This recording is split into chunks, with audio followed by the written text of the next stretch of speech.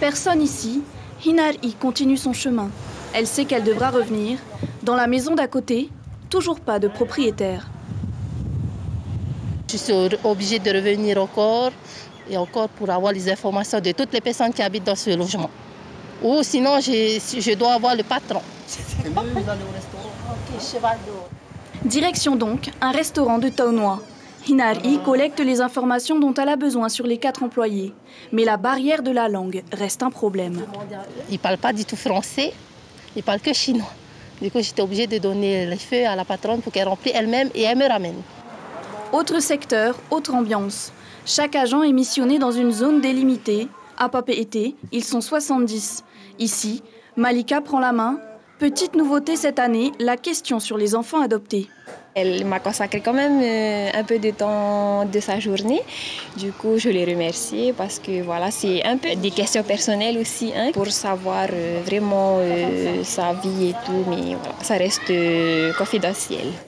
Le recensement dure 1 mois, mais 40% des données doivent être collectées en seulement 1 semaine. Près de 740 agents sont mobilisés sur l'ensemble de la Polynésie, supervisés par des contrôleurs. Il y a pas mal d'agents recenseurs qui, dès qu'ils entrent, ils sont accueillis par des chiens. Donc ce que je demande, c'est la population peut justement les accueillir et mettre le chien attaché. Pas de quoi décourager les agents qui apprécient le contact avec la population. Le nombre d'habitants sera connu à la fin de l'année. Budget engagé par l'État, 330 millions de francs. Le recensement, on en parle avec notre invité, Nicolas Prudhomme-Yarana. Merci d'être sur la première ce soir. Le recensement, ça en dit beaucoup sur la population, bien sûr, mais cela donne aussi une photographie de la situation économique du pays. Oui, tout à fait. Donc, c'est une opération qui est réalisée tous les 5 ans, qui permet d'aller dans l'ensemble des logements du territoire, sur l'ensemble des archipels, et qui permet de récolter énormément d'informations, aussi bien sur les logements, les habitants, leur âge, leur travail, etc. Leur travail, 75 500 salariés en 2017, 67 100 en 2021, selon les chiffres de l'ISPF, après 2 ans de Covid. Est-ce qu'il faut s'attendre à un bilan un petit peu mitigé ? En tout cas, nous, ce qu'on constate, c'est qu'il y a énormément de reprise de l'activité, du travail.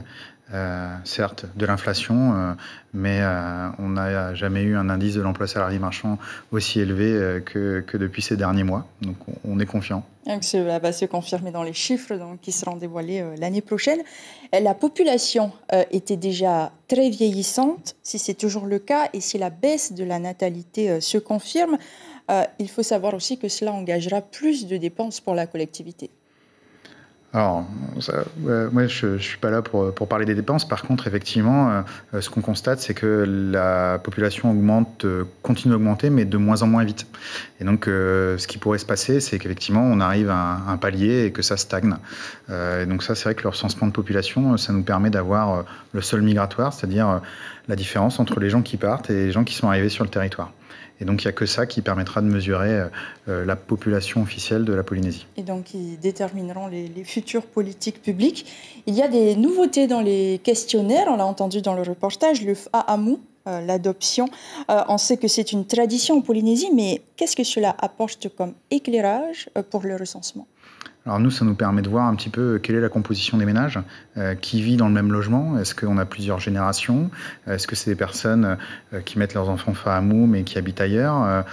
Quand on compte les habitants, on peut avoir des habitants qui habitent dans la commune mais qui vont aussi se rendre régulièrement pour voir leurs parents ou leur famille dans d'autres îles. Et ça nous permet aussi d'évaluer les impacts. Est-ce qu'il faut construire des routes ? Est-ce qu'il y a besoin de pharmacies ? Est-ce qu'il y a besoin d'hôpitaux ? Et donc, c'est tous ces éléments qui permettent d'éclairer les acteurs publics grâce au recensement de population. Et pour rassurer la population, ces données sont confidentielles.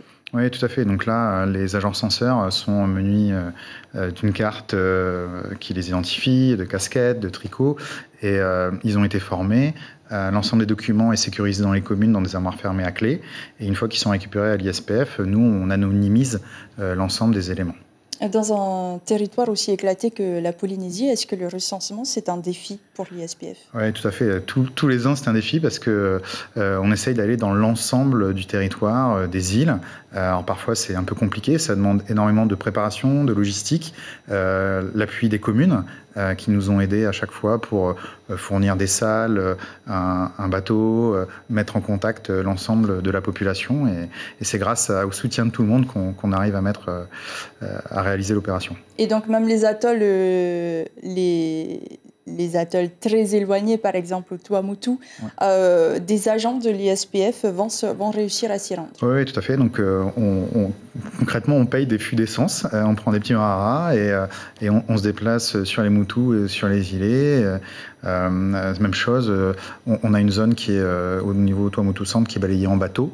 Et donc on déploie énormément d'ingéniosité, d'énergie et de moyens pour pouvoir essayer d'avoir tout le monde. Et vous avez beaucoup insisté aussi sur le fait que vous allez donc vous rendre dans absolument toutes les îles de la Polynésie.